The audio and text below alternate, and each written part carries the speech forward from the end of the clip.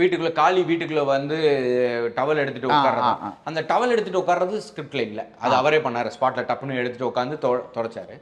ஆனா இது எப்படி இருந்துச்சுன்னா, பிரியாணி பொட்டலம் வாங்கிட்டு வந்திருக்காங்க, குழந்தைங்கலாம் உட்காந்து பிரியாணி சாப்பிட்டுக்கிட்டு இருக்கு. அந்த பிரியாணி சாப்பிட்றாங்கன்றதுக்கான ஷாட் இருக்காது, ஆனா அந்த அம்மா ஊட்டி விட்டுட்டு இருப்பாங்க. என்ன ஐடியானா, இந்த மொத்த குடும்பமும் திருவிழாவுக்கு கிளம்பிட்டு இருக்கு. இவங்க வர்றதே திருவிழாவுக்கு ரெடி ஆகி டக்குன்னு கடையை அடைச்சிட்டு போவோம் திருவிழாக்குன்னு தான் இவங்க உள்ள வர்றாங்க. ஸோ ரைட்டிங் எப்படி இருந்ததுன்னா, காளி வீட்டுக்குள்ளே வரான், அவங்க சாப்பிட்டுட்டு இருக்காங்க. அப்போ அவங்க பேசுகிறாங்க, இந்த மாதிரி என்னம்மா திருவிழா கிளம்பலையா அப்படின்னா, ரெடி ஆகலையா, நான் ரெடி தான், அப்படியே கிளம்ப வேண்டியதான், நீங்களாம் ரெடினா போயிடலாம் அப்படின்னு சொல்லிட்டு இருக்காங்கன்றதான் ரைட். ஆனால் அது 2 ஷாட்டில் தான் கன்வே பண்ணுறேன்.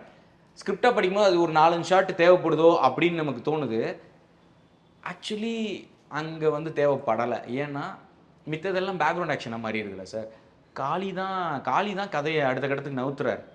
அதுவும் பெரியப்பா வந்துட்டாரு எங்க, இது 2 தான் அந்த சீனோட முக்கியமான பாயிண்ட்ல. ஸோ அதனால எனக்கு என்னன்னா, இது தேவையில்லை, வேணாம் அப்படின்னு முடிவு பண்ணிக்கிறோம். ஷார்ட் எடுக்க வேணாம், மற்றது எடுக்க வேணாம் அப்படின்ற கால் அங்கே தான் ஸ்ட்ராங்காக எடுக்கும்.